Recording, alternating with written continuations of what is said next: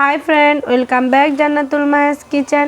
আজকে আমি আপনাদেরকে তৈরি করে দেখাবো শীতে আমাদের বাসার খুবই প্রিয় বিকেলের নাস্তার পাতাকপির পাকোড়ার রেসিপি। আশা করব আপনাদের কাছে ভালো লাগবে ইনশাল্লাহ। আমার ভিডিও যদি আপনাদের কাছে ভালো লাগে লাইক কমেন্ট শেয়ার করতে ভুলবেন না। আর যারা নতুন দেখতেছেন অবশ্যই আমার চ্যানেলটি সাবস্ক্রাইব করে আমার পাশে থাকবেন।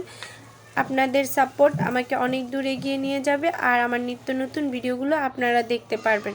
তো আমি এখানে আধা কেজির মতো পাতাকপি নিয়ে নিয়েছি আর 1 কাপ গাজর কুচি নিয়ে নিয়েছি। আর এখানে নিয়ে নিয়েছি এক কাপ পেঁয়াজ কুচি,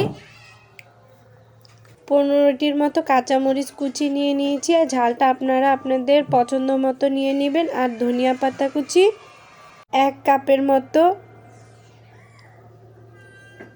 1 চা চামচ হলুদ গুঁড়ো,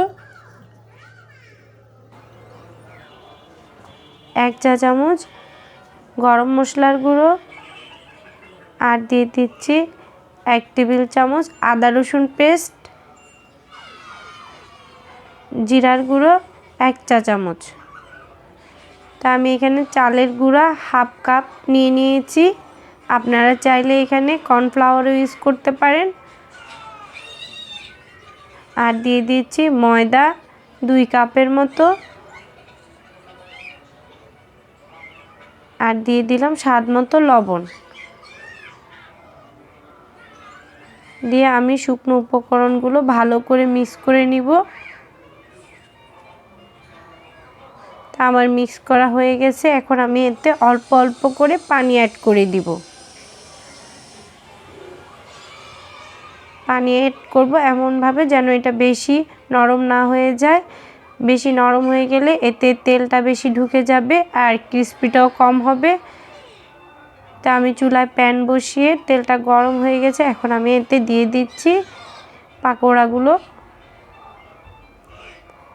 তো আমি সবগুলো পাকোড়া দেওয়া হয়ে গেছে।